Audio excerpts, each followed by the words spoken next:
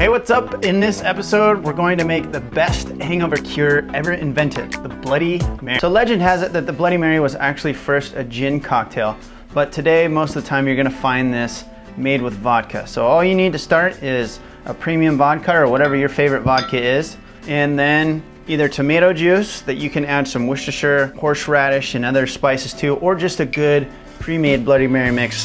One of my personal favorites here is Zing Zang.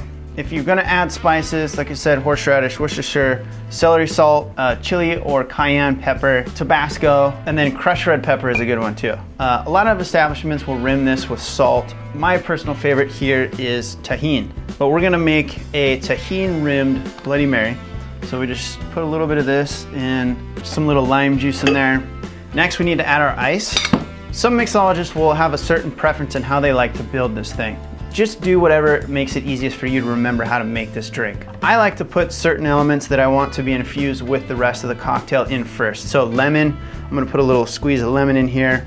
I like to make my bloodies a little bit spicy, so I'm gonna put, even though Zing Zang's got some spices in it on its own, I mean, you can just pour this stuff, vodka and straight over the ice, but I like to spice it up a little bit, so we're gonna put a little bit of Tabasco in here. And then I do like the flavor of this Worcestershire sauce. Just adds an extra little layer of complexity, so I'm gonna put a little bit of that in there as well. And then I'm gonna put pepper on top, but I'm also gonna put it in before I include any of the ingredients, just because I like it to get mixed through the whole drink.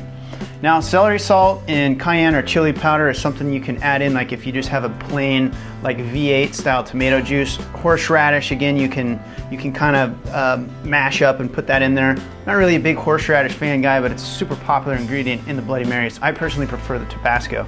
So now that we have our little spiced ingredients, the next thing I'll do is I'll add the vodka. We'll do a liberal 1.5 ounce pour. Nice kettle one here.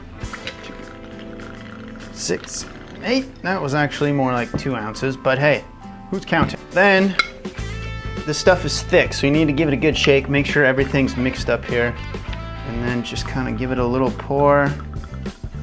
If you have a spiced or salted rim, it'll end up washing it off, so just kind of give it a gentle, more of a poke than a stir. Our straw in there. Now for a garnish, as I'm sure you've seen with Bloody Marys, you can have all kinds of crazy ingredients for garnishes. I mean, these things have like salads coming out of them sometimes, literally. Just a basic simple one, is it a lemon or a lime? I like a lime. I'm gonna balance the lemon juice in there with a little bit of lime. And then you can also just stab, like an olive is just a real basic one. Another common one you'll see is like spicy green beans, like green beans that have been pickled in jalapeno juice. Celery, obviously super popular. Peppers. I mean, you can put whatever you want into these cocktails. Last little final touch, just give it a little pepper right on top, and there is a beautiful Bloody Mary. Let's give it a try. I'm gonna squeeze my lime in there. Oh, watch the shot in the eye. Give a little tahini. Really are a damn good drink.